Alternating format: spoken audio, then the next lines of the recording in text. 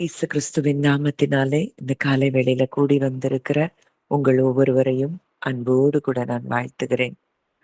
தேவனுடைய மகிமையும் அவருடைய வல்லமையும் அவருடைய சிருஷ்டிப்புல நம்ம ஒவ்வொரு நாளும் காணும்படியாக தேவன் நமக்கு இந்த சிருஷ்டிப்பை நமக்கு காண கிடைத்த அது மகா பெரிய ஒரு பாக்கியம். ஒவ்வொரு நாளும் அவருடைய சிருஷ்டிப்பை பார்க்கும் பொழுது வசனம் சொல்லுது, ஏசாயா 6ஆம் அதிகாரம் 2ஆம் 3ஆம் வசனங்கள்ல, சேராபீன்கள் அவருக்கு மேலாக நின்றார்கள், அவர்களில் ஒவ்வொருவனுக்கும் அவ்வாறு செட்டைகள் இருந்தன, அவனவன் 2 செட்டைகளால் தன் தன் முகத்தை மூடி, 2 செட்டைகளால் தன் தன் கால்களை மூடி, 2 செட்டைகளால் பறந்து ஒருவரையொருவர் நோக்கி, சேனைகளின் கர்த்தர் பரிசுத்தர், பரிசுத்தர், பரிசுத்தர், பூமி அனைத்தும் அவருடைய மகிமையால் நிறைந்திருக்கிறது என்று கூப்பிட்டுச் சொன்னார்கள்.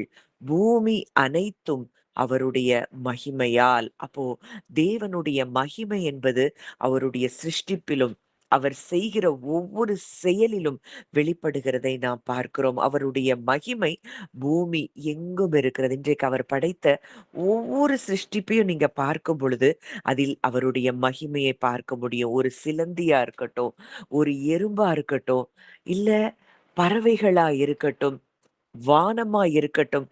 சங்கீதத்துல தாவீது சொல்றாரு, சங்கீதம் 19 1, 2ல வானங்கள் தேவனுடைய மகிமையை வெளிப்படுத்துகின்றன. ஆகாய விரிவு அவருடைய கரங்களின் கிரியையை அறிவிக்கிறது. பகலுக்கு பகல் வார்த்தைகளை பொழிகிறது, இரவுக்கு இரவு அறிவை தெரிவிக்கிறது. அவைகளுக்கு பேச்சும் இல்லை, வார்த்தையும் இல்லை, அவைகளின் சத்தம் கேட்கப்படுவதும் இல்லை. ஆகிலும் அவைகளின் சத்தம் பூமி எங்கும், அவைகளின் வசனங்கள் பூ உலகின் கடைசி வரைக்கும் செல்லுகின்றன. அப்போ இது எத குறிக்குது? ஒவ்வொன்னையும் பார்க்கும் பொழுது, வானத்த நீங்க பார்க்கும் பொழுது, அது தேவனுடைய மகிமையை வெளிப்படுத்துகிறது. ஆகாய விரிவு அவருடைய கரங்களின் கிரியையை நமக்கு ஒவ்வொரு நாளும் அறிவிக்கிறது. அதுதான் பூமி அனைத்தும் அவருடைய மகிமையால் நிறைந்திருக்கிற ஒரு காரியம். இந்த மகிமையை நம்ம பார்க்க பார்க்க பார்க்க நம்முடைய மனது மறுரூபமாக வேண்டியது அவசியம். எவ்வளவு பெரிய தேவன் என்னோடு கூட இருக்கிறார். பகலுக்கு பகல் வார்த்தைகளை பொழிகிறதாம். பகல் நமக்கு வார்த்தைகளை, பல காரியங்களை நமக்கு கற்றுக் கொடுக்கிறது. இரவு நமக்கு அறிவை தெரிவிக்கிறதாம். இதற்கு பேச்சும் இல்லை, வார்த்தையும் இல்லை, அவைகளின் சத்தம் கேட்கப்படுவதும் இல்லை. இந்த வானம் நம்மகிட்ட பேச போறதில்ல. இந்த சர்வ சிருஷ்டியும் எதுவும் நம்மகிட்ட வந்து பேச போறதில்ல. வார்த்தை இல்லை, அவைகளின் சத்தம் கேட்கப்படுவதும் இல்லை.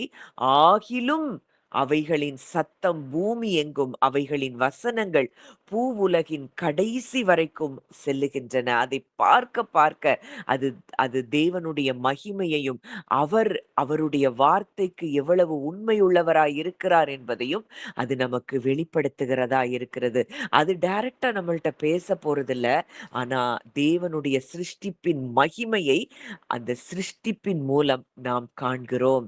இவ்வளோ பெரிய தேவன் என்னோடு கூட இருக்கிறார். காணப்பட முடியாத அவருடைய நித்திய வல்லமை, தெய்வத்துவம் காணக்கூடிய இந்த சிருஷ்டிப்பிலே நாம் பார்க்கிறோம். நம்ம அவருடைய வல்லமைய வேற எங்கேயும் பார்க்க தேவையில்ல. அவர் படைத்த ஒவ்வொரு சிருஷ்டிப்பிலும் அவருடைய வல்லமையையும், அவருடைய தெய்வத்துவத்தையும் நாம் ஒவ்வொரு நாளும் பார்க்க முடியும். இந்த இந்த அறிவு நமக்கு இருந்ததுன்னா, சும்மா நம்ம வெளியில போனா கூட நம்ம சூரியனையோ, நட்சத்திரங்களையோ, வானத்தையோ, இல்ல சிருஷ்டிப்புகள்ல எந்த சிருஷ்டிப்ப நம்ம பார்த்தாலும், அவருடைய வல்லமையையும், மகிமையையும் நாம் பார்க்க முடியும். பூமி அனைத்தும் கர்த்தருடைய மகிமையால் நிறைந்திருக்கிறது என்று அன்றைக்கு அந்த கேருபீன்கள் எல்லாம் பாடி துதிக்கிறத பார்க்கிறோம். சேனைகளின் கர்த்தர் அவர் பரிசுத்தர், பரிசுத்தர், பரிசுத்தர்.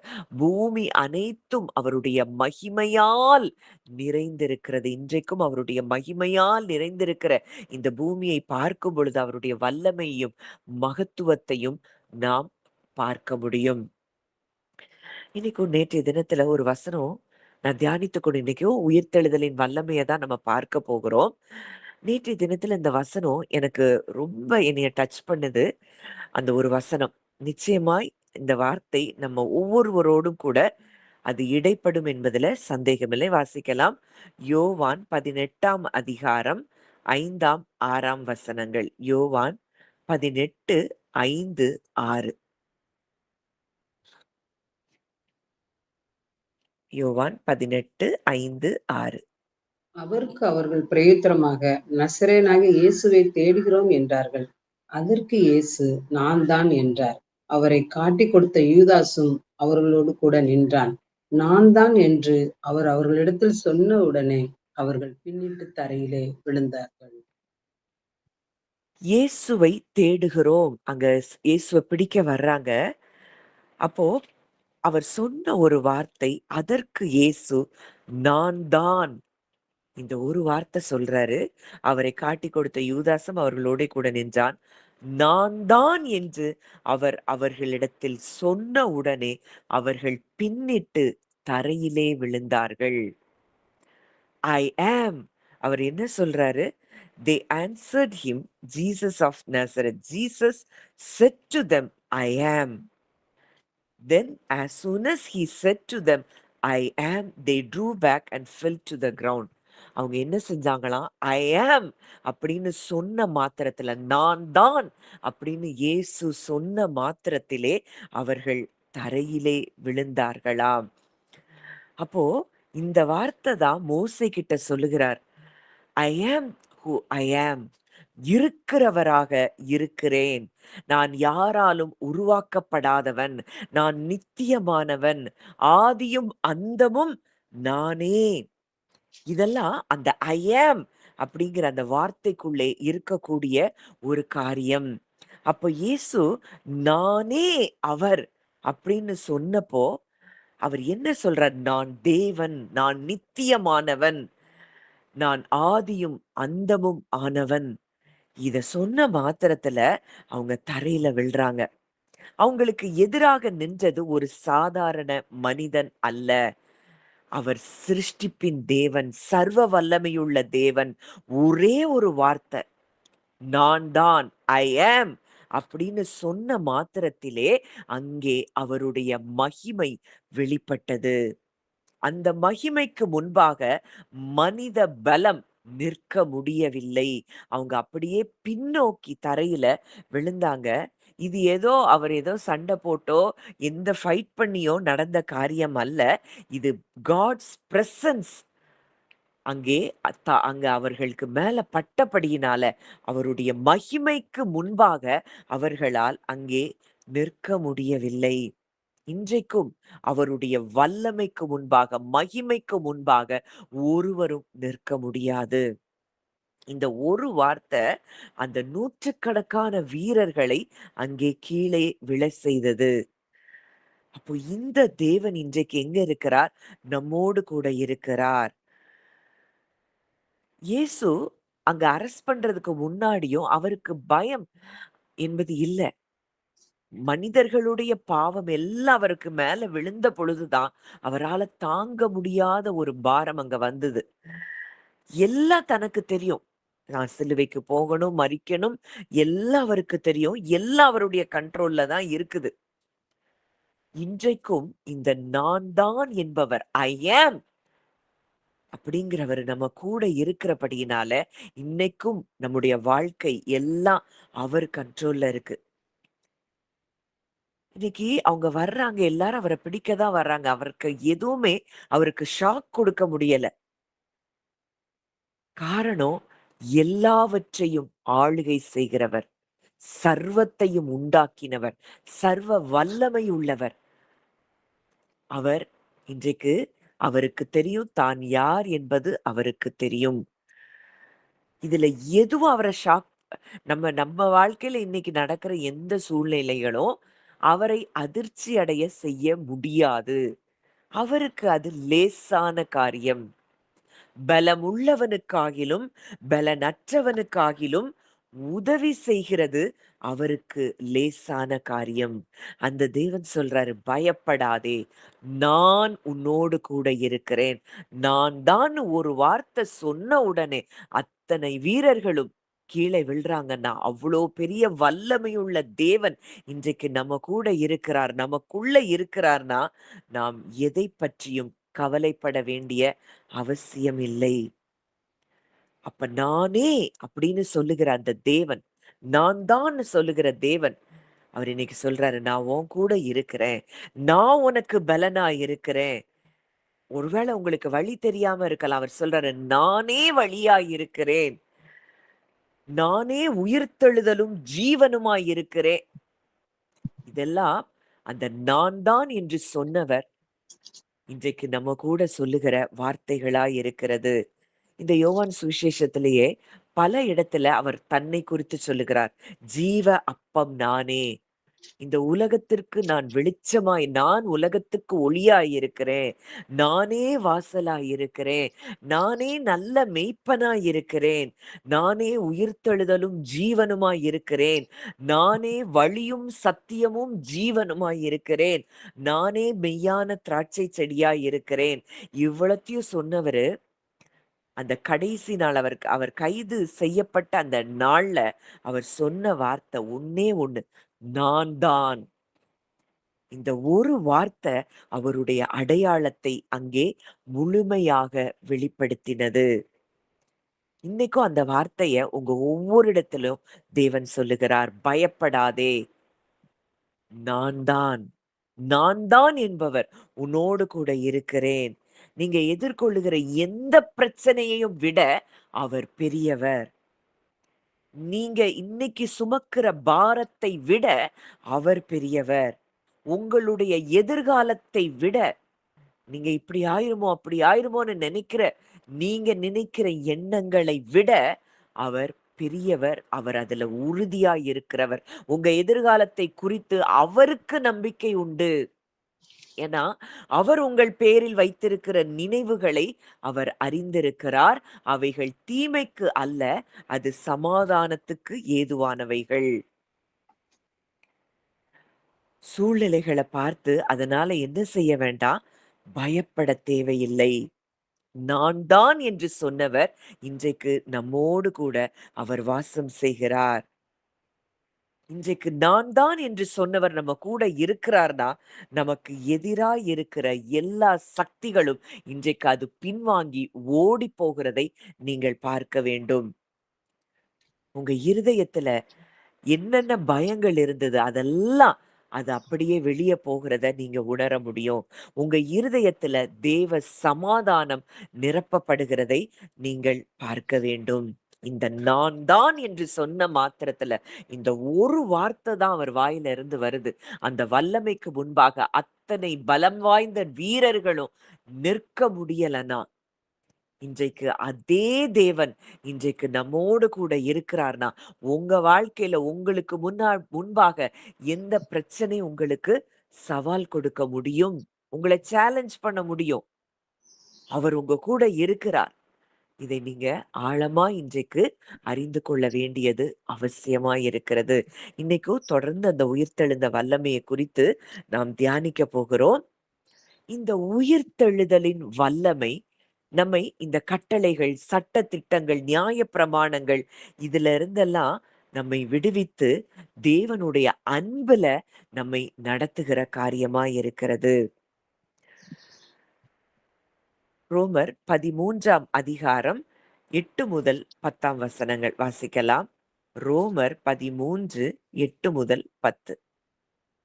ஒருவரில் ஒருவரில் ஒருவரிடத்தில் ஒருவர் அன்பு கூறுகிற கடனே அல்லாமல் மற்றொன்றிலும் ஒருவனுக்கும் கடன் பராதிருங்கள். பிறனிடத்தில் அன்பு கூறுகிறவன் நியாயப்பிரமாணத்தை நிறைவேற்றுகிறான். எப்படி என்றால், விபச்சாரம் செய்யாதிருப்பாயாக, கொலை செய்யாதிருப்பாயாக, களவு செய்யாதிருப்பாயாக, பொய் சாட்சி சொல்லாதிருப்பாயாக, இச்சியாதிருப்பாயாக என்கிற இந்த கற்பனைகளும் வேற எந்த கற்பனையும் உன்னிடத்தில் நீ அன்பு கூறுவது போல பிறனிடத்திலும் அன்பு கூறுவாயாக என்கிற ஒரே வார்த்தையின் தொகையாய் அடங்கியிருக்கிறது. அன்பானது பிறனுக்கு பொல்லாங்கு செய்யாது. ஆதலால் அன்பு நியாயப்பிரமாணத்தின் நிறைவேறுதலாயிருக்கிறது. ம். இங்க வசனம் தெளிவா சொல்லுது, அன்பு கூறுகிறவன் நியாயப்பிரமாணத்தை நிறைவேற்றுகிறான். அன்பு நியாயப்பிரமாணத்தின் நிறைவேறுதலாய் இருக்கிறது. அன்பு பிறருக்கு தீங்கு செய்யாது. பழைய ஏற்பாட்டுல, பழைய உடன்படிக்கையின் கீழ அத செய்யாத, இத செய்யாத, அ அப்படி ஏகப்பட்ட கட்டளைகள். கிட்டத்தட்ட 613 கட்டளைகள் கொடுக்கப்பட்டிருந்தது. ஆனால் புதிய ஏற்பாட்டுல, புதிய உடன்படிக்கையின் கீழ வந்த நமக்கு, கிறிஸ்துவோடு கூட மரித்து உயிர்த்தெழுந்த நமக்கு ஒரே ஒரு காரியம் நமக்கு கொடுக்கப்பட்டிருக்கிறது. வாசிக்கலாம். ரோமர் 5ஆம் அதிகாரம் 5ஆம் வசனம். ரோமர் 5:5. மேலும் நமக்கு அருளப்பட்ட பரிசுத்த ஆவியினாலே தேவ அன்பு நம்முடைய இருதயங்களில் ஊற்றப்பட்டிருக்கபடினால் அந்த நம்பிக்கை நம்மை வெட்கப்படுத்தாது. இந்த உயிர்த்தெழுந்த வல்லமையில நமக்கு கொடுக்கப்பட்டிருக்கிற ஒரு காரியம், நமக்கு அருளப்பட்ட பரிசுத்த ஆவியினாலே இந்த உயிர்த்தெழுந்த வல்லமை நமக்குள்ள இருக்குது, செயல்படுதுன்னா, இந்த தேவ அன்பு நம்முடைய இருதயங்களில் ஊற்றப்பட்டிருக்கிறது. அந்த அன்பு நமக்கு ஊற்றப்பட்டிருக்கிறபடினால, நமக்கு இனி சட்ட திட்டங்கள் எல்லாம் தேவையில்லை. ஏன்னா, அந்த அன்பு தான் நியாயப்பிரமாணத்தின் நிறைவேறுதல். ஒவ்வொரு கட்டளைக்கு பின்பாக அங்க அன்பு தான் இருக்கு. கொலை செய்யாத, விபச்சாரம் செய்யாத, பொய் சாட்சி சொல்லாத, பிறனுக்கு விரோதமாய் எந்த பொருளையும் இச்சியாதிருப்பாயாக. இது எல்லாமே இதுக்கு ரூட் பார்த்தோம்னா, அது அன்பு. அன்பானது நியாயப்பிரமாணத்தின் நிறைவேறுதலாய் இருக்கிறது. இப்போ இன்றைக்கு இந்த தேவ அன்பே நம் ஒவ்வொருவருடைய உள்ளங்களிலும் ஊற்றப்பட்டிருக்கிறதாம். இப்போ ஒரு ஒரு பிள்ளை இருக்கு. அந்த பிள்ளை ஒரு சின்ன ஒரு குழந்தை இருக்கு. அந்த குழந்தைக்கு நம்ம அடிக்கிறதுக்கு அம்மாவ அடிக்கக்கூடாது அப்படின்னு நம்ம சொல்லிக் குடுக்கணும்னு அவசியம் இல்ல. ஒரு சட்டதிட்டம் தேவையில்ல. அது உண்மையாகவே அம்மாவை நேசிக்கும் என்றால், அந்த தான் நேசிக்கிற தன்னுடைய தாயை அது என்ன செய்யாது? காயப்படுத்தாது. அன்பு இருக்கிற இடத்துல நமக்கு நியாயப்பிரமாணம் தேவையில்லை. இன்றைக்கு இந்த உயிர்த்தெழுந்த இந்த வாழ்க்கையில நமக்கு தேவனுடைய அன்பு நம் ஒவ்வொருவருக்குள்ளும் ஊற்றப்பட்டிருக்கிறது. அந்த தேவ அன்ப குறித்து தான் 1 கொரிந்தியர் 13ல பார்க்கிறோம். அது சகலத்தையும் தாங்கும், சகலத்தையும் நம்பும், சகலத்தையும் சகிக்கும். அன்புக்கு பொறாமை இல்லை. அன்பு தன்னை புகழாது, இருமாப்பாய் இராது, அயோக்கியமானதை செய்யாது, சினமடையாது, தீங்கு நினையாது. இதெல்லாம் தேவ அன்பின் வெளிப்பாடுகள். இந்த அன்பு நம்முடைய இருதயங்களில் ஊற்றப்பட்டிருக்கிறதை நீங்க உணரணும். இந்த வார்த்தைய வைத்து அதிகமா மெடிடேட் பண்ணணும். என் இருதயத்துல தேவனுடைய அன்பு ஊற்றப்பட்டிருக்கிறது. அந்த அன்பு என் இருதயத்துல ஊற்றப்பட்டிருக்கிறபடியினாலே, அந்த நம்பிக்கை என்னை ஒரு நாளும் வெட்கப்படுத்தாது. இப்போ இந்த உயிர்த்தெழுந்த வாழ்க்கையில கிறிஸ்து சிலுவையில அறையப்பட்ட உடனே அவர் சொன்ன வார்த்தை வாசிக்கலாம். லூக்கா 23:34. லூக்கா 23:34.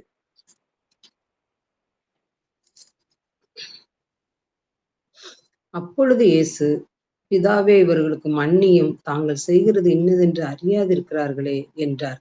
அவருடைய வஸ்திரங்களை அவர்கள் பங்கிட்டு சீட்டு போட்டார்கள். பிதாவே இவர்களுக்கு மன்னியும், தாங்கள் செய்கிறது இன்னதென்று அறியாதிருக்கிறார்களே. Father, forgive them, for they do not know what they are doing. இவர்களுக்கு மன்னியும். இதுதான் அன்பு. தேவ அன்பு. எவ் என்ன காரியம் அவர் ஜீவனை எடுக்கிறதுக்கு அவங்க அவ்ளோ போராடி கொண்டு இருக்கிறாங்க. அவ்ளோ அடிக்கிறாங்க, அவர துப்புறாங்க, குட்டுறாங்க, எல்லாம் செய்றாங்க, பரியாசம் பண்றாங்க. ஆனா, ஒண்ணு கூட அவருடைய இருதயத்துக்குள்ள போயி, அவர்களுக்கு தண்டனைய கொடுக்கணும்னு அவர் கேட்கவில்லை. பிதாவே இவர்களுக்கு மன்னியும். அதனால தான் வசனம் சொல்லுது, ஆபேலின் ரத்தம் பேசினவைகளை பார்க்கிலும் நன்மையானவைகளை பேசுகிற ரத்தம். அந்த ரத்தம் நமக்காக நன்மையானவைகளை மாத்திரமே பேசுகிற ரத்தமா இருக்கிறது. இப்ப இந்த அன்பு தான் நம்முடைய இருதயங்களிலும் ஊற்றப்பட்டிருக்கிறது. இந்த உயிர்த்தெழுந்த வல்லமையிலே நாம் பெற்ற மிகப்பெரிய ஒரு காரியம் என்னன்னா, இந்த தேவ அன்பு நம்முடைய இருதயத்தில் ஊற்றப்பட்டிருக்கிறது. சரி, இந்த தேவ அன்பு ஊற்றப்பட்டிருக்கு. ஆனா நான் அதுல வாழ முடியலையே! ஏன் அப்படின்னா, இன்னமும் இந்த பழைய மனுஷனுடைய சாயலை நாம் களைந்து போடவில்லை. எல்லாரையும் ஜட்ஜ் பண்ணிட்டு, நம்ம மட்டும் கரெக்ட்டு. இப்படியெல்லாம் நம்ம பல நேரங்கள்ல நினைக்கிறோம். ஒண்ணு புரியல நமக்கு. நம்ம இன்னும் பழைய மனுஷனுடைய சாயலை களைந்து போடவில்லை. அத களைந்து போட்டு என் இருதயத்துல அவருடைய அன்பு ஊற்றப்பட்டிருக்குதா, நான் எல்லாரையும் மன்னிக்க முடியும். எல்லாரையும் இருதயத்துல இருந்து விடுதலை பண்ண முடியும் அப்படிங்கிற இடத்துக்கு நீங்க வருவீங்கன்னா, இந்த உயிர்த்தெழுந்த வல்லமை நம்மில் பரிபூரணமாக செயல்படுகிறதை நீங்கள் பார்க்க முடியும். இப்ப இன்னும் ஒரு வசனம் அப்போஸ்தலர் 7ஆம் அதிகாரம் 60ஆம் வசனம். அப்போஸ்தலர் 7. அவனோ முழங்காற்படியிட்டு, ஆண்டவரே, இவர்கள் மேல் இந்த பாவத்தை சுமத்தாதிரும் என்று மிகுந்த சத்தமிட்டுச் சொன்னான். இப்படிச் சொல்லி நித்திரை அடைந்தான். ம். இங்க ஸ்தேவானோ கல்லெறிஞ்சு கொல்றாங்க. அந்த சமயத்துல அந்த தேவ அன்பு அவனிலிருந்து எப்படி வெளிப்பட்டிருக்கு? ஆண்டவரே, இவங்க மேல இந்த பாவத்தை சுமத்தாதிருங்க. அன்பினால் அவன் இருதயம் நிரப்பப்பட்டிருந்தது. இந்த உயிர்த்தெழுந்த வல்லமையில் நமக்கு கொடுக்கப்பட்ட மிகப்பெரிய ஒரு ஸ்லாக்கியம் இந்த தேவ அன்பு.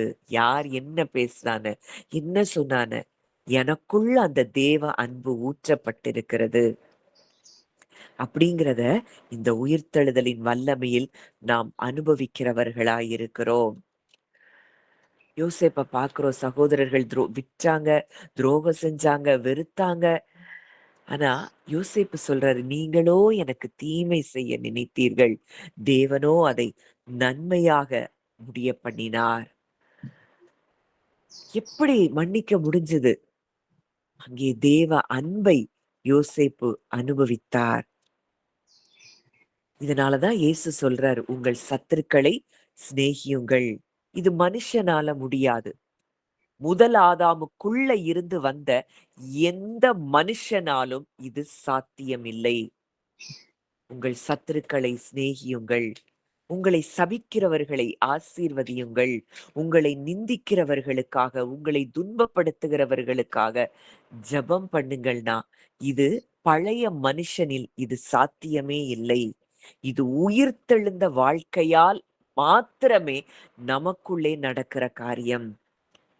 ஸ்தேவானுக்குள்ள கொஞ்சம் கூட அந்த ஹர்ட் இல்ல. சாக போறோம் தெரியுது. ஆனாலும் அவர் என்ன சொல்றாரு? ஆண்டவரே, இந்த பாவத்தை இவர்கள் மேல் சுமத்தாதிரும். அப்போ இன்றைக்கும் இந்த தேவ அன்பு நம்முடைய இருதயங்களில் ஊற்றப்பட்டிருக்கிறது. அப்போ உயிர்த்தெழுந்த வாழ்க்கை நம்மை எல்லா நியாயப்பிரமாண சட்டங்களையும் இந்த அன்பின் மூலம் நிறைவேற்றுகிறதா இருக்கிறது. நம்ம நியாயப்பிரமாணத்தை பார்த்து இதை ஃபாலோ பண்ணல, அதை ஃபாலோ பண்ணலங்கிறதெல்லாம் தேவையே இல்லை. இந்த அன்பு உங்க இருதயத்தில் ஊற்றப்பட்டிருக்கிறபடியினால், இந்த அன்பிலிருந்து நீங்க செயல்படுவீங்கன்னா, நமக்கு நியாயப்பிரமாணம் அவசியமில்லை. நாம் விடுதலையாக்கப்பட்டிருக்கிறோம். அந்த நல்ல சமாரியனை பார்க்கிறோம். லேவியர் வராங்க, ஆசாரியர் வராங்க. யாருமே அந்த காயம் அடைந்தவன காயம் கட்டல. அவனுக்கு சுகத்த கொடுக்கணுமே அப்படின்னு யாருக்கும் தோணல. ஆனா நல்ல சமாரியன் ஒருவன் அங்கே வருகிறான். அவன் அவனுக்காக செலவு செய்றான். அவன கவனிக்கிறான். இதுதான் தேவ அன்பு. இன்னைக்கு ரிலீஜியஸா இருக்கிறதுனால பல நேரங்கள்ல அன்பே வெளிப்படுத்த முடியல. அவங்க அப்படி, இவங்க இப்படி, இப்படின்னு எல்லாரையும் ஜட்ஜ் பண்ணிட்டு உட்கார்ந்து இருக்கிறோமே தவிர, அன்பில் நாம் செயல்பட முடியவில்லை. இந்த ரிலீஜியன விட்டு முதல்ல வெளிய வரணும். கிறிஸ்துவுக்குள்ள நான் யாரா இருக்கிறேன்? எனக்குள்ள கிறிஸ்து இன்றைக்கு எப்படி இருக்கிறார்? அவரை ஜீவனாய் நம்ம பார்க்கும் பொழுது, அந்த உயிர்த்தெழுந்த வல்லமையில நாம் வாழ ஆரம்பிக்கும் பொழுது, பழைய மனுஷனையும் அவனுடைய சாயலையும் நம்ம களைந்து போடும் பொழுது, இந்த உயிர்த்தெழுதலின் வாழ்க்கையில் இருக்கக்கூடிய இந்த அன்பில் நாம் வாழ முடியும். அப்போ உயிர்த்தெழுந்தவன் தேவனைப் போல அடுத்ததாக சிந்திக்க ஆரம்பிக்கிறான். அவன் தனக்கு என்ன கிடைக்கும்? தனக்கு என்ன லாபம்? நான், நான், நான் என்கிறதுல இருந்து அந்த வாழ்க்கைய அவன் விட்டுட்டு, தேவனுடைய ராஜ்யத்திற்கு என்னால் என்ன பலன்? என் மக்களுக்கு நான் எத செய்ய முடியும்?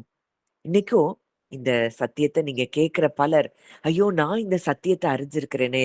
இத மற்றவங்களுக்கு நான் கொண்டு போகணுமே! இத எப்படியாவது எல்லாருக்கும் சொல்லணுமே! இந்த பர்டன் உங்களுக்கு இருக்குதுனாலே, தேவ அன்பு உங்களுக்குள்ள செயல்பட தொடங்கிற்று என்பது அர்த்தம். இல்ல எனக்கு மாத்திரம் போதும். நான் மாத்திரம் இந்த சத்தியத்த கேட்டா போதும்.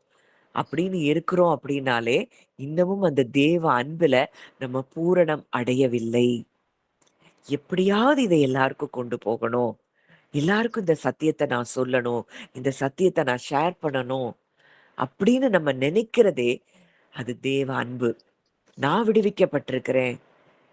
எல்லாரும் விடுவிக்கப்படணும். நான் வெளிச்சத்துக்குள்ள வந்திருக்கிறேன். எல்லாரும் இந்த வெளிச்சத்துக்குள்ள வரணும். அப்படின்னு நீங்க நினைக்கிறீங்க அப்படின்னாலே, அந்த உயிர்த்தெழுந்த வல்லமையில் நீங்கள் வாழ ஆரம்பித்திருக்கிறீர்கள். இப்போ கிறிஸ்து இயேசுவில் இருந்த சிந்தை நமக்கு இருக்கும் அப்படின்னா, சூழ்நிலை நம்மை எதை குறித்தும் சூழ்நிலை நம்மள என்ன செய்ய முடியாது? கைதியாக்க முடியாது. இப்ப பவுல பார்க்கிறோம். சிறைச்சாலையில இருந்து பிலிப்பியர்ல எழுதுறாரு அவரு. 4வது அதிகாரத்துல. பிலிப்பியர் 4வது அதிகாரம் 4வது வசனம். பிலிப்பியர் 4:4. கர்த்தருக்குள் எப்பொழுதும் சந்தோஷமா இருங்கள். சந்தோஷமா இருங்கள் என்று மறுபடியும் சொல்லுகிறேன். அவர் சிறைச்சாலையில இருந்து எழுதுற வசனம். அவர் அவர் அனுபவிக்காம அதை எழுதல. கர்த்தருக்குள் எப்பொழுதும் சந்தோஷமாயிருங்கள், சந்தோஷமாயிருங்கள் என்று மறுபடியும் சொல்லுகிறேன். நம்ம சந்தோஷத்துக்கு காரணம் கிறிஸ்துவா மாத்திரம் தான் இருக்கணும். எந்த சூழ்நிலையிலும் எல்லாமே எதிரா இருக்கலாம். சூழ்நிலைகள் எல்லாம் எதிரா இருக்கலாம். பவுலுக்கு வராத பாடுகளா, உபத்திரவங்களா நமக்கு வந்தது.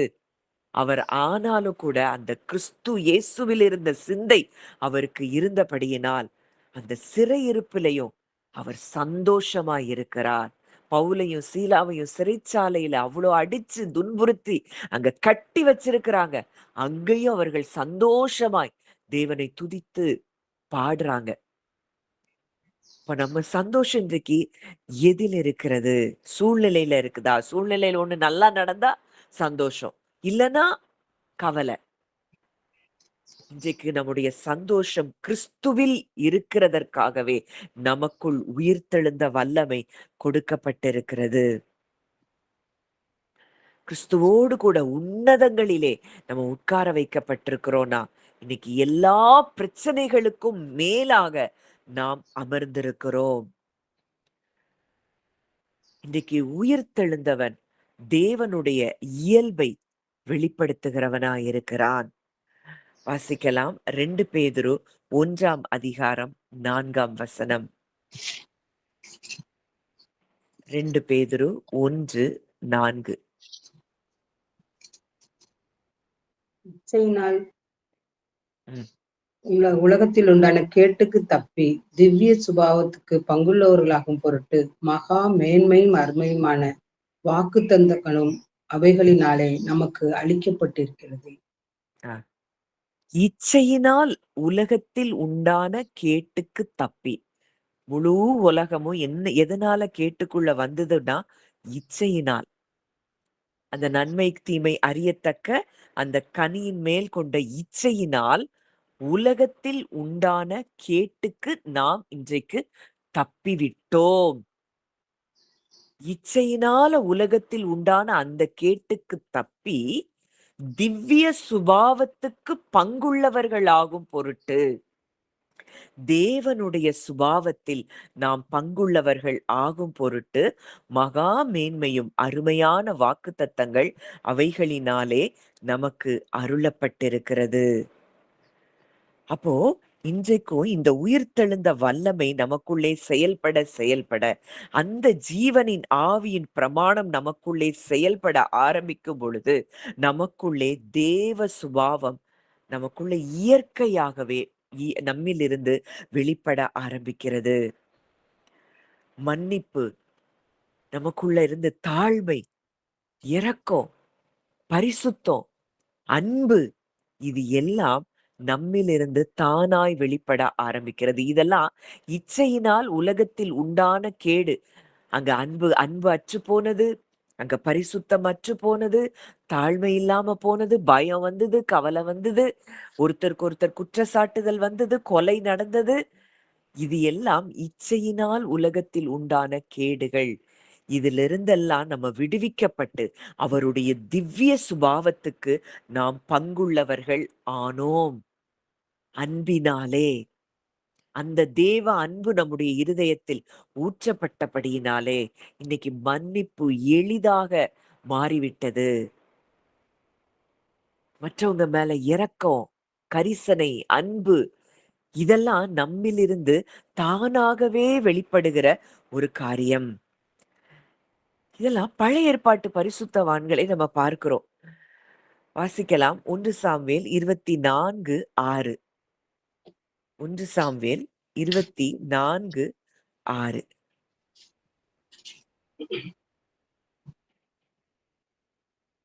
அவன் தன் மனுஷரை பார்த்து, கர்த்தர் அபிஷேகம் பண்ணின என் ஆண்டவன் மேல் என் கையை போடும்படியான இப்படிப்பட்ட காரியத்தை நான் செய்யாதபடிக்கு கர்த்தர் என்னை காப்பாராக. அவர் கர்த்தரால் அபிஷேகம் பண்ணப்பட்டவர் என்று சொல்லி. சரி. இங்க சவுல் தாவீத அவ்ளோ தூரம் கொலை செய்யும்படியா துரத்தி கொண்டே இருக்கிறார்.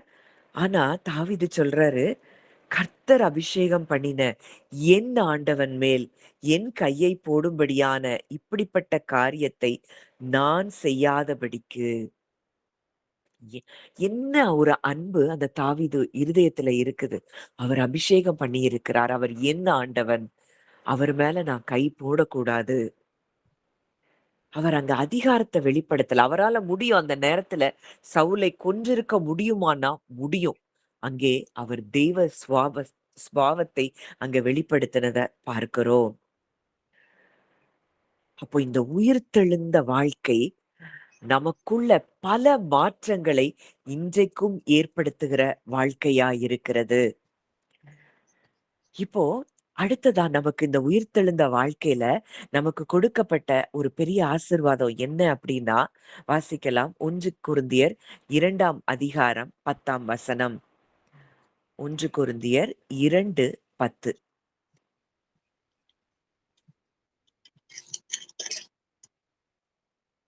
நமக்கோ தேவன் அவைகளை தமது ஆவியினாலே வெளிப்படுத்தினார். அந்த ஆவியானவர் எல்லாவற்றையும் தேவனுடைய ஆழங்களையும் அறிந்திருக்கிறார். நமக்கோ தேவன் அவைகளை தமது ஆவியினாலே வெளிப்படுத்தினார். அந்த ஆவியானவர் எல்லாவற்றையும் தேவனுடைய ஆழங்களை ஆராய்ந்திருக்கிறார். இன்றைக்கு தேவனுடைய ஆழங்களை ஆராய்ந்திருக்கிற அந்த ஆவியானவர், அந்த உயிர்த்தெழுவிக்கக்கூடிய அந்த ஆவியானவர் இன்னைக்கு நமக்குள்ள இருக்கிறதுனால இன்றைக்கு நாம் வெளிப்பாடுகளை பெற்றுக்கொள்கிறோம். வேதத்தை வாசிக்கும் பொழுது வெளிச்சத்தை நம்ம பார்க்க ஆரம்பிக்கிறோம்.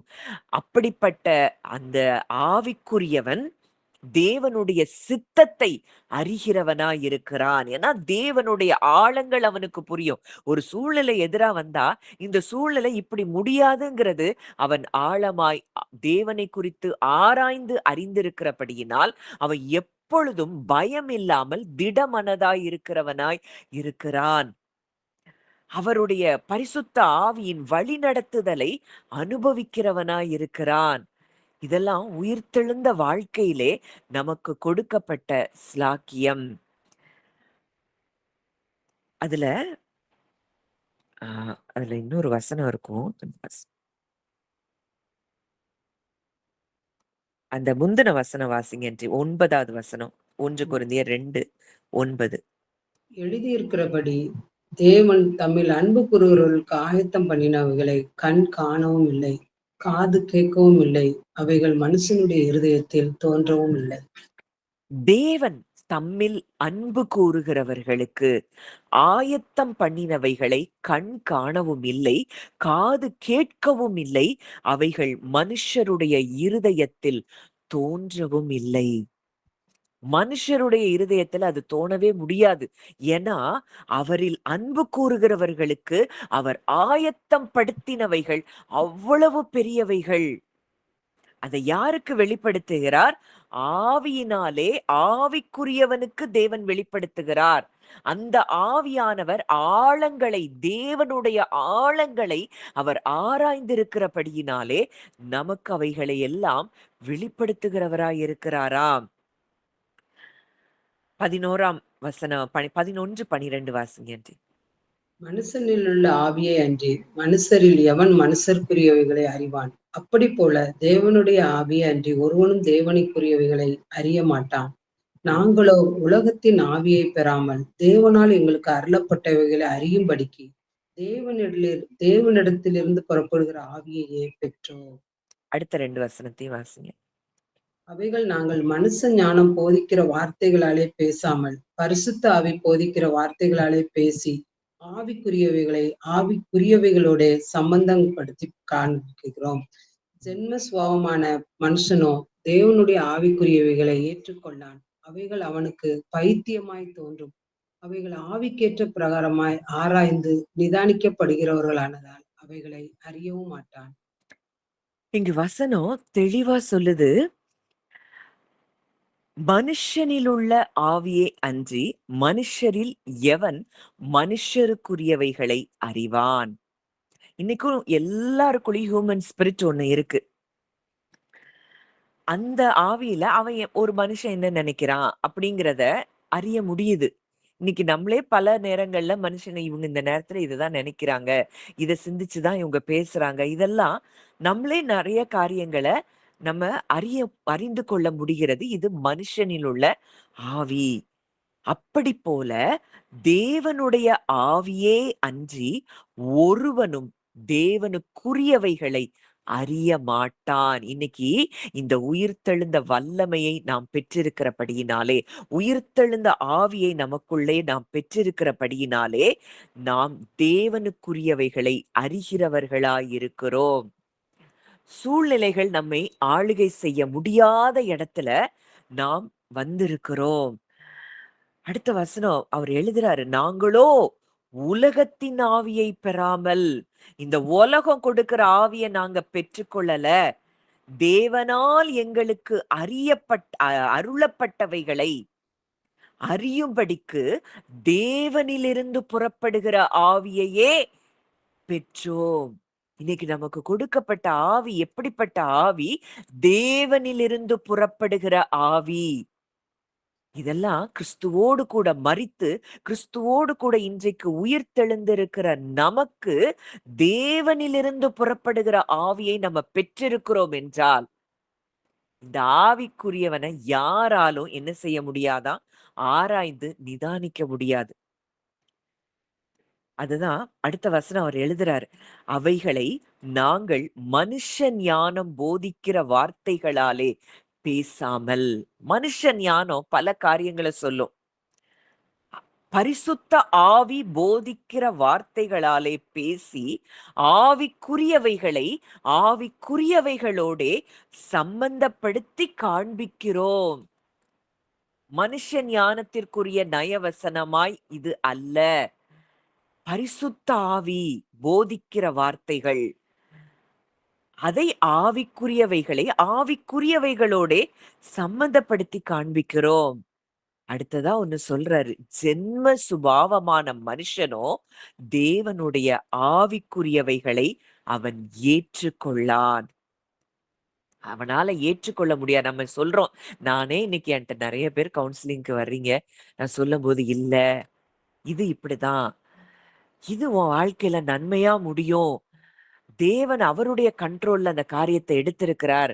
அப்படின்னு சொல்லும் பொழுது, எத்தன பேரால அத ஏற்றுக்கொள்ள முடியுது? இந்த ஜென்ம சுபாவம், இந்த பழைய நேச்சர், இந்த முதல் ஆதாம்ல இருந்து வந்தது, தேவனுடைய எந்த காரியத்தையும் நம்ப விடாது. மாம்சம், ஜென்ம சுபாவம். அது ஆதாமில் இருந்து, நம்முடைய மூதாதையர்ல இருந்து, நம்ம பெற்றோர்ல இருந்து நமக்குள்ள வந்த அந்த சுபாவம், தேவனுடைய எந்த காரியத்தையும் நம்ப விடாது. அதனால தான் ரோமர் 8ல பார்க்கிறோம். மாம்ச சிந்தை தேவனுக்கு விரோதமான பகை. அதுக்கு அப்படி அவர் தேவனுடைய எண்ணங்களுக்கும், அவர் கொடுத்த வார்த்தைகளுக்கும் விரோதமாகவே நிற்கும். இது எப்படி நடக்கும்? அது அது நெறைய நமக்குள்ள கேள்விகளை எழுப்பிட்டே இருக்கும். இது எப்படி சாத்தியம்? இது எப்படி நடக்கும்? அது எப்படி நடக்கும்? எதிர்காலம் எப்படி இருக்கும்? இது இப்படி இருக்குதே! இது மாறுமா? இப்படியெல்லாம் பல காரியங்கள். ஒண்ணே ஒண்ணு. அவர் அவரில நான் அன்பு கூறுகிறேனா, எனக்கு எல்லாமே நன்மைக்கு ஏதுவாக நடக்கிறது. இத முதல்ல நம்ம புரியணும். ஆனா இத நம்ம சொன்னோம் அப்படின்னா, ஜென்ம சுபாவமான மனிதர்களால் தேவனுடைய ஆவிக்குரியவைகளை ஏற்றுக்கொள்ள முடியாது. அவைகள் அவனுக்கு எப்படி தோன்றுமாம்? பைத்தியமாக தோன்றுமாம். For they are foolishness to him. ஃபூலிஷ்ஷா இருக்கும் நம்ம பேசுற காரியம். இப்போ உதாரணத்துக்கு சொல்றோம் அப்படின்னா, உங்களுடைய தரித்திரத்த அவர் சுமந்துட்டாரு. வியாதிய சுமந்துட்டாரு. நீங்க இனி வியாதிய சுமக்க தேவையில்லன்னா, அது அவனுக்கு எப்படி தோணும்? உலகத்துல அப்ப என்ன வியாதி இல்லாமலா இருக்கிறாங்க? எத்தன வ உண்மையா தேவனுக்கு இருந்தவங்கலாம் வியாதியில தானே மரிச்சு போனாங்க. இப்படி ஜென்ம சுபாவமான மனிதர்களால் தேவனுடைய ஆவிக்குரியவைகளை ஏற்றுக்கொள்ளவே முடியாது. அவங்களுக்கு நம்மள பார்த்தாலே பைத்தியமா தோணும். அதான் வசனம் பவுல் எழுதுறாரு. சிலுவையை பற்றிய உபதேசம் கெட்டுப் போகிறவர்களுக்கு பைத்தியமாய் இருக்கிறது. ரட்சிக்கப்படுகிற நமக்கோ அது தேவ பலனாய் இருக்கிறது. இன்னைக்கும் அப்படிதான் இருக்கு. அதனால தான் அவர் அற்பமானவைகளை, இழிவானவைகளை தேவன் தெரிந்தெடுத்திருக்கிறார். நம்மள ஏன் தெரிந்தெடுத்திருக்கிறார்னா, இந்த இந்த ரீசன் தான். அப்படியே அவர் சொல்லுகிறதை நம்புகிறவர்கள். உலகத்துல இருக்கிறவங்களுக்கு பைத்தியமாக தோன்றலாம். அவைகள் ஆவிக்கு ஏற்ற பிரகாரமாய் ஆராய்ந்து நிதானிக்கப்படுகிறவைகளானதால் அவைகளை அறியவும் மாட்டான். ஜென்ம சுபாவமான மனுஷன் தேவனுடைய ஆவிக்குரியவைகளை அவன் அறியவே மாட்டான். ஆவிக்குரியவன் எல்லாவற்றையும் ஆராய்ந்து நிதானிக்கிறான். அவன் மற்றொருவனாலும் ஆராய்ந்து நிதானிக்கப்படான். அப்போ நம்மள யாராலயும் ஆராய்ந்து நிதானிக்க முடியாது. உலகம் ஒண்ண சொல்லிட்டே இருக்கும். ஆனா ஆவிக்குரியவன் வேற ஒண்ண சிந்திக்கிறவனா இருப்பான். உலகம் நெறைய காரியங்கள சொல்லி பயமுறுத்தும். ஆனா ஆவிக்குரியவன் எதையும் குறிச்சு பயப்பட மாட்டான். நான் யாருக்குள்ள இருக்கிறேன்? கிறிஸ்துவுக்குள்ள இருக்கிறேன். உயிர்த்தெழுதலுக்குள்ள இருக்கிறேன். ஜீவனுக்குள்ள இருக்கிறேன். சத்தியத்துக்குள்ள நான் இருக்கிறேன். என்னைத் தொட எதற்கும் அதிகாரம் இல்லை என்பதை இந்த ஆவிக்குரியவன் மற்றொருவனாலும் அவன் ஆராய்ந்து நிதானிக்கப்பட முடியாதவனாய் அவன் இருக்கிறான். அடுத்த வசனம் பவுல் எழுதுறாரு. கர்த்தருக்கு போதிக்கத்தக்கதாக அவருடைய சிந்தையை அறிந்தவன் யார்? எங்களுக்கோ கிறிஸ்துவின் சிந்தை உண்டாயிருக்கிறது. கிறிஸ்துவின் சிந்தை. இந்த சிந்தைக்குள்ள அவருடைய சிந்தனையில அவர் சிந்தனை எப்படியெல்லாம் இருந்தது? அவர் மரணம் அடைஞ்சு உயிர்த்தெழுந்த பிறகு அது வேற. ஆனா பூமியில இருக்கும் பொழுதே அவருடைய சிந்தனைகள் எப்படி இருந்தது? யோசித்து பார்த்தீங்கன்னா, அங்க அவருக்கு எத குறித்தும் அவருக்கு பயம் இல்ல. கவலை இல்ல. யாருக்கு மேலயும் அவருக்கு கசப்பு இல்ல. ஹர்ட்டே ஆகல. பரிசேயர், சதுசேயர், வேதபாரகர் சுத்தி, சுத்தி, சுத்தி, சுத்தி வந்து அவருக்கு மேல குற்றச்சாட்டிக் கொண்டே இருக்கிறாங்க. அவர் கொஞ்சம் கூட அந்த இருதயத்துல அவருக்கு கசப்பே இல்ல. இந்த வாழ்க்கைய தான் உயிர்த்தெழுதலின் வாழ்க்கையில நமக்கு தேவன் ஈவாக அவர் கொடுத்திருக்கிறார். இந்த வாழ்க்கைய நம்ம அனுபவிக்கிறோமா? இப்படிப்பட்ட ஒரு வாழ்க்கைய கொடுத்திருக்கிறாரு.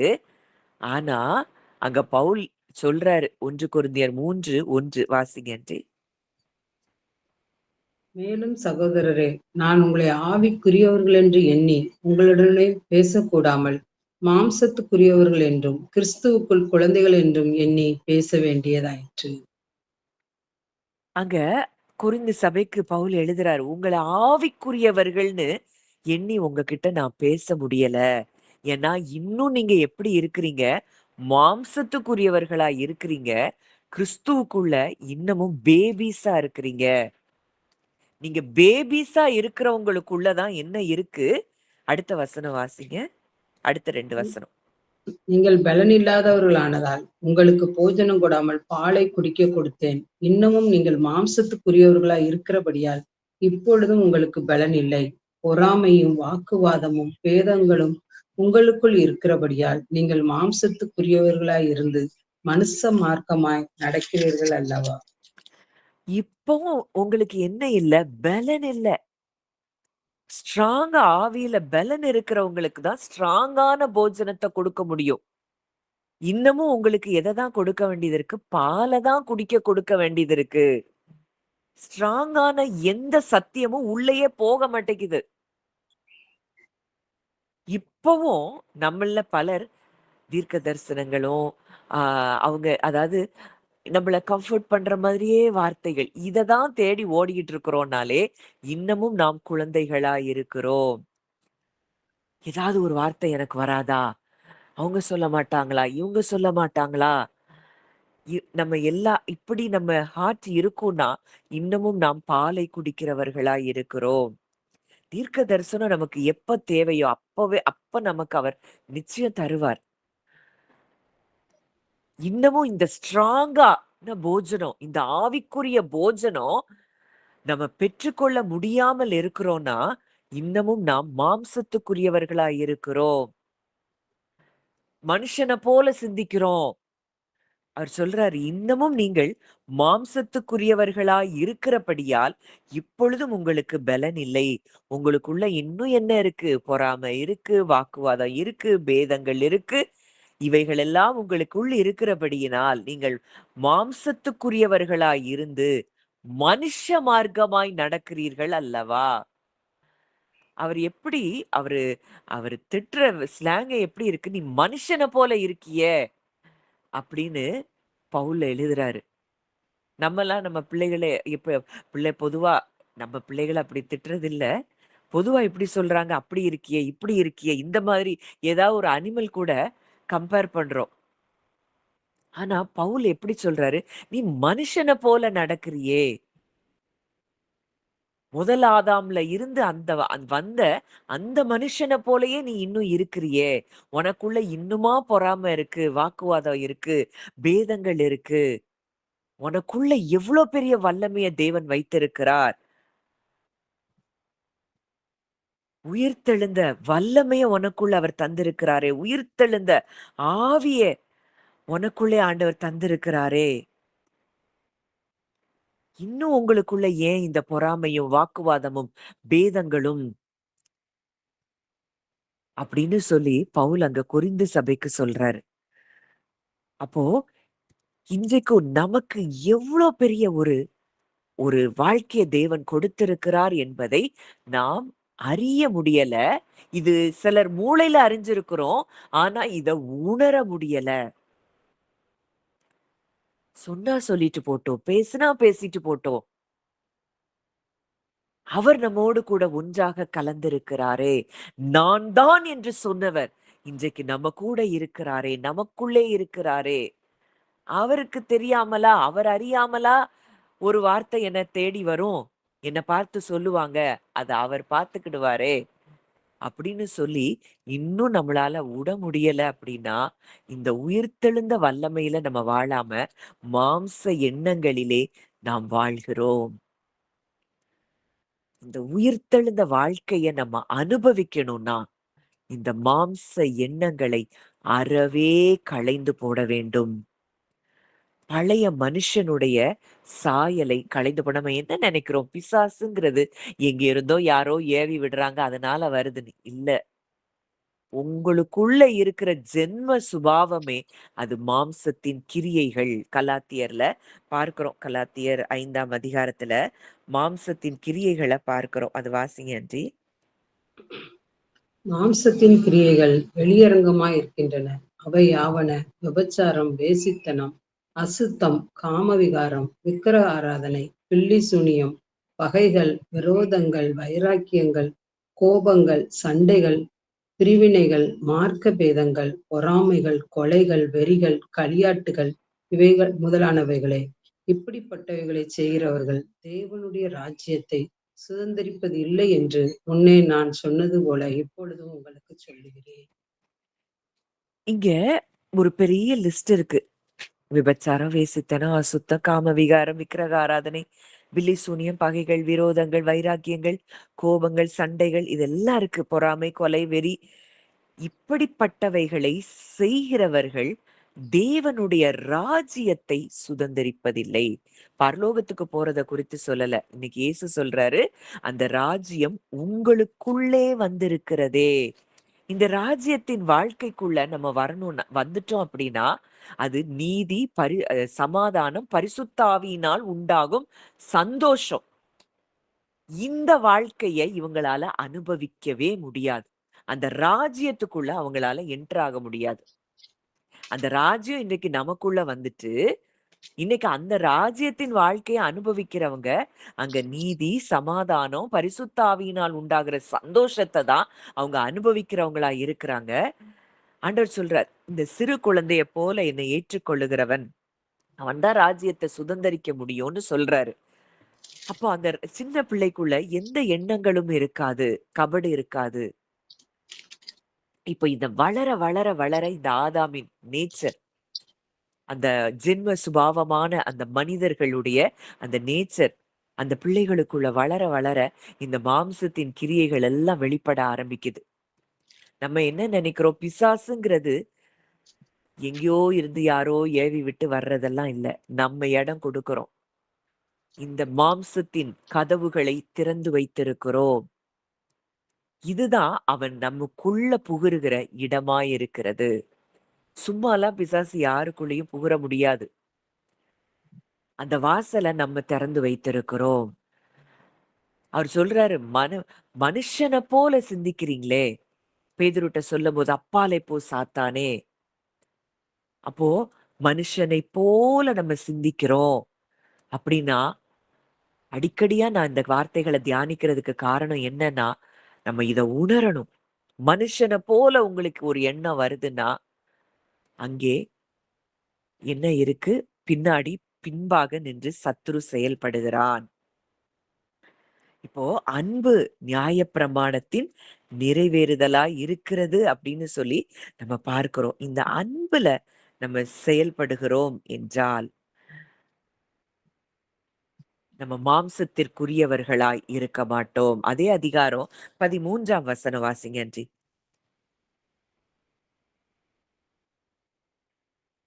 கலாத்தியர் 5:13. சகோதரரே, நீங்கள் சுவாதீனத்திற்கு அழைக்கப்பட்டீர்கள். இந்த சுவாதீனத்தை நீங்கள் மாம்சத்துக்கு ஏதுவாக அனுசரியாமல் அன்பினாலே ஒருவருக்கொருவர் ஊழியம் செய்யுங்கள். நீங்கள் சுயாதீனத்திற்கு அழைக்கப்பட்டீர்கள். Liberty. You have been called to liberty. விடுதலையா வாழ்றது தான் புது உடன்படிக்கையின் வாழ்க்கை. ஆனா, இந்த உடன்படிக்கை நமக்கு விடுதலை பண்ணிட்டார். நம்முடைய சகலவற்றையும் அவர் மன்னிச்சுட்டேன்னு சொல்லிட்டாரு. நமக்கு இனி பாவமே இல்ல. ஆனால் இந்த சுயாதீனத்த உங்களுக்கு குடுக்கப்பட்ட இந்த விடுதலைய நீங்கள் மாம்சத்திற்கு ஏதுவாக அனுசரியாமல் இதுல தான் இன்னைக்கு நெறைய பேர் விழுந்து போறாங்க.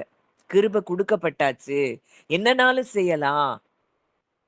அப்படின்னு வாழ்றதுனால தான் நெறைய பேர் விழுந்து போறத இந்த நாட்கள்ல பார்க்கிறோம்.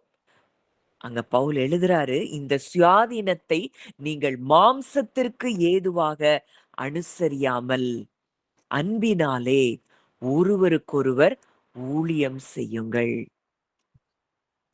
அப்ப அந்த ஃப்ளஷ் டோட்டலா நம்ம களைந்து போட வேண்டியது அவசியமா இருக்கிறது. இந்த மாம்ச எண்ணங்கள் நமக்குள்ள இருக்கிற வரைக்கும், இந்த உயிர்த்தெழுதலின் வல்லமையின் வாழ்க்கையை நாம் அனுபவிக்க முடியாது. அது தேவனுக்கு விரோதமா தான் நிக்கும். தேவனுடைய வாக்குத்தத்தங்கள நம்பவே விடாது. அவர் சொல்றாரு, "உன் நினைவ விட என் நினைவு பெருசு. உன் வழிய விட என் வழி பெருசுன்னு" அவர் சொல்றாரு. ஆனா அத நம்ப விடாது. இந்த பழைய மனுஷனை நம்ம எப்ப களைந்து போட்டு, ஆவியில நம்ம பெலன் அடைகிறோமோ, ஆவியில நம்ம பெலன் கொள்ள, பெலன் கொள்ள, பெலன் கொள்ள, இந்த உயிர்த்தெழுதலின் வாழ்க்கையையும், வெற்றியுள்ள ஒரு வாழ்க்கையையும் நாம் நிச்சயமாக அனுபவிக்க முடியும். இவ்ளோ பெரிய காரியங்கள் இந்த உயிர்த்தெழுதலில் நமக்கு நடந்திருக்கிறது என்பதை நாம் ஆழமாய் அறிந்து கொள்ள வேண்டும், தியானிக்கணும், அதை கற்றுக்கொள்ள வேண்டும். இன்னைக்கும் எந்த வாழ்க்கைய நம்ம வாழ்ந்து கொண்டிருக்கிறோம்? மனுஷன போல வாழ்றோமா? இல்ல அவரைப் போல வாழ்ந்து கொண்டிருக்கிறோமா? அவருடைய சிந்தனையில இருந்து வாழ்றோமா? அப்படியே கொஞ்ச நேரம் கண்கள மூடி, எல்லா தாட்ஸையும் விட்டுட்டு, நான் சொல்லுகிற அந்த வார்த்தைகள்ல மாத்திரம் உங்கள் கவனங்களை நீங்க வைக்க ஆரம்பிங்க.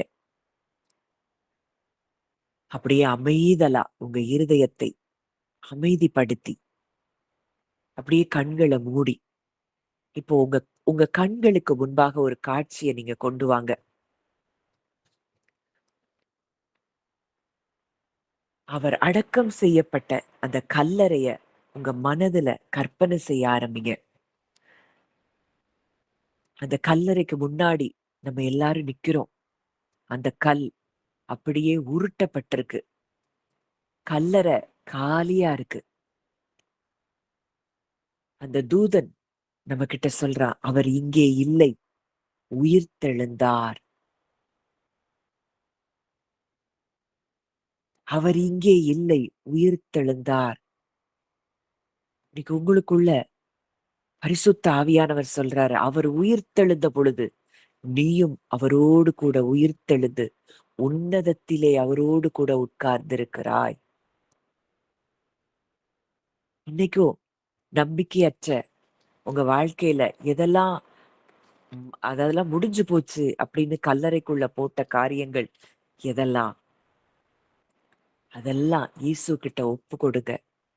அவருடைய உயிர்த்தெழுந்த வல்லமை சகலவற்றையும் உயிர்ப்பிக்கிறதை அப்படியே நீங்க பார்க்க ஆரம்பிங்க. இதெல்லாம் முடிஞ்சு போச்சு, இதெல்லாம் நடக்காது அப்படின்னு எந்த காரியத்தெல்லாம் நீங்க போட்டிருக்கிறீங்க, அதெல்லாம் அவர்ட்ட ஒப்பு கொடுங்க. அப்பா, உங்க உயிர்த்தெழுந்த வல்லமையில இதெல்லாம் நான் ஒப்பு கொடுக்கிறேன்.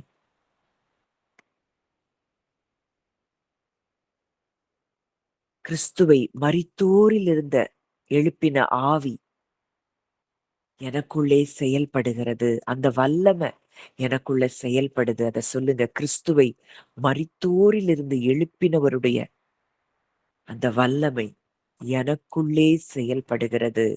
என்னுடைய ஒவ்வொரு செல்களுக்குள்ள,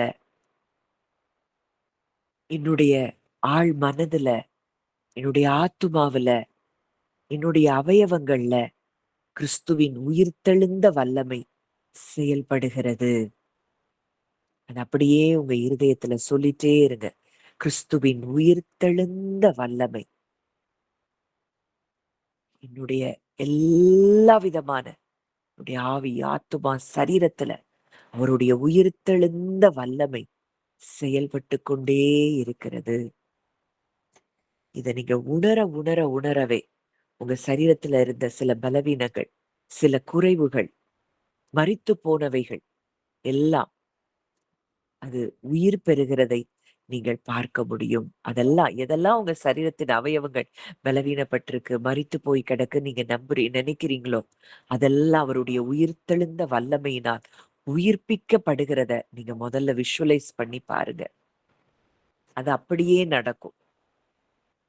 ஏன்னா, அவருடைய உயிர்த்தெழுந்த வல்லமைக்கு, அந்த ஆவிக்கு அவ்ளோ வல்லமை இருக்கிறது. அவருக்கு நன்றி சொல்ல ஆரம்பிங்க. அப்பா, நீர் உயிரோடு இருக்கிறீர். என்னை நீர் ஒரு நாளும் கைவிடாமல், நான் தான் என்று சொல்லுகிற நீர், ஐ ஆம் இன்றைக்கு என் கூட இருக்கிறீங்கப்பா. எனக்குள்ள செயல்படுகிற உம்முடைய ஆவிக்காக நான் நன்றி செலுத்துகிறேன். அவருடைய வாசல்கள்ல ஸ்தோத்திரத்தோடு கூட பிரவேசிக்கணுமா. இன்றைக்கு கிறிஸ்து அவர் வாசலாய் இருக்கிறார். அந்த வாசலுக்குள்ள இன்னைக்கு நம்ம நுழைஞ்சிட்டோம். நன்றி சொல்லிக்கொண்டே இருக்கிறது மாத்திரம்தான் நமக்கு வேலை. அவர் பார்த்து கொள்ளுவார். உங்க எதிர்காலம் அவர் கையில இருக்கு. உங்க சூழ்நிலைகள் அவர் கையில இருக்கு. நன்றி மாத்திரம் சொல்லி அந்த வாசலுக்குள்ள நீங்க பிரவேசிங்க. அப்படியே உங்க மூச்ச ஆழமா சுவாசிக்கும் பொழுது, அப்பா, உங்க ஜீவன் என்னை நிரப்புகிறது. உங்க சுவாசத்தை நான் உள்வாங்குறேன். உங்க ஜீவன் என்னை நிரப்புகிறது. அப்படியே இன்ஹேல் பண்ணும்போது அதை சொல்லுங்க. உங்க ஜீவன் என்னை நிரப்புகிறது. வெளிய சுவாசத்தை விடும்போது என் பயம், என் கவலை, என் சோர்வு எல்லாத்தையும் என் சுவாசத்தின் வழியாய் உம்மிடத்துல நான் ஒப்பு கொடுக்கிறேன். அது நான் அல்ல. அது என்னுடைய எண்ணங்கள். அது நான் கிடையாது.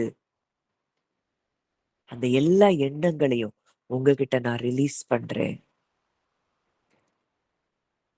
உங்க ஜீவனை எனக்குள்ள நீங்க ஆழமா நிரப்புங்க. உங்க சுவாசத்தை எனக்குள்ள நிரப்புங்க. அப்படியே இப்போ உங்க இருதயம் தேவனிடத்திற்கு திரும்பி இருக்கிறத நீங்க பாருங்க. எம்மாவூர் சீஷர்கள் கூட இயேசு கிறிஸ்து நடந்து போனாரா, அதே போல உங்க கூட இன்றைக்கு அவர் நடந்து வருகிறத, உங்க கூட அவர் இருக்கிறத அப்படியே கற்பனை பண்ணி பாருங்க. அவர்கிட்ட எல்லாத்தையும் இறக்கி வைங்க. இப்பவும் அவர் உங்க பக்கத்துல இருந்து அமைதியா அந்த சத்தத்துல உங்க கூட பேசுறத உங்க இருதயத்துல கேட்க ஆரம்பிங்க. மகளே, நான் இத பார்த்து கொள்றேன். இந்த கவலைய என்ட்ட குடுத்துரு. மகனே, நீ ஒன்று குறித்து கவலைப்படாத. நீ திடமனதாயிரு. யாரும் எதுவும் உன்னை எதிர்த்து நிற்க முடியாது. நான் யெகோவா ஈரேவாக இருக்கிறேன். நான் பார்த்துக் கொள்ளுவேன். அப்படியே அந்த மெல்லிய சத்தத்துல தேவன் உங்க கூட பேசுகிறத உங்க காதுகள் கேட்கட்டும்.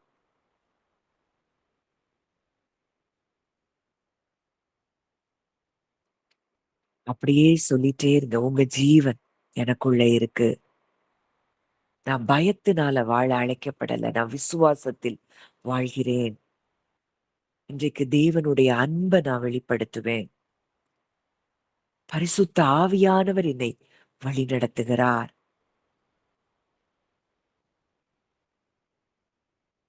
இன்றைக்கும் உயிரோடு இருக்கிற என் இயேசு கிறிஸ்து என்னோடு இருக்கிறார். அவர் எனக்குள் இருக்கிறார். அவருக்குள் நான் இருக்கிறேன். அவரை எழுப்பின அதே வல்லமை எனக்குள்ளும் செயல்படுகிறது. நான் தோல்விக்காக அழைக்கப்படல. நான் ஜெயத்திற்காக அழைக்கப்பட்டிருக்கிறேன். பயத்தினாலே வாழ நான் அழைக்கப்படவில்லை. விசுவாசத்திலே வாழ நான் அழைக்கப்பட்டிருக்கிறேன். மரணம் இனி என்னை ஆளுகை செய்ய முடியாது. ஏன்னா நான் ஜீவனுக்குள்ள வந்திருக்கிறேன். ஜீவன் எனக்குள்ளே வந்திருக்கிறார். நான் வெளிச்சத்துக்குள்ள வந்திருக்கிறேன். அந்த வெளிச்சம் எனக்குள்ளே பிரகாசித்துக் கொண்டிருக்கிறது. அப்படியே உங்களுடைய சிந்தனை, உங்களுடைய உணர்ச்சிகள், உங்களுடைய எண்ணங்கள் முழுவதும் அது கிறிஸ்துவாய் மாறட்டும். கிறிஸ்துவின் சிந்தையாய் மாறட்டும். ரிபலஹாஷெ கெரெமிஹாஹு லீபஹாஷெ பெஹில் ஹதூஷரபா. கர்த்தருடைய வல்லமை அப்படியே உங்களை நிரப்பிக் கொண்டிருக்கிறது. அந்த உயிர்த்தெழுந்த வல்லமை, சிருஷ்டிப்புல காணப்பட்ட அந்த வல்லமையை விட அந்த உயிர்த்தெழுந்த வல்லமை மிகவும் வல்லமை உள்ளது. அவர் செய்த அற்புதங்களை பார்த்து எவ்வளோ பெரிய தேவன் மலைப்பா பார்க்கிறோம். ஆனா உங்களுக்குள்ளே அவர் கிரியை செய்கிற வல்லமை அது மகா பெரிய வல்லமை. அந்த வல்லமைய உணர ஆரம்பிங்க. புது சிருஷ்டியா நீங்க மாறிட்டீங்க. பழையவைகள் ஒளிந்து போயின.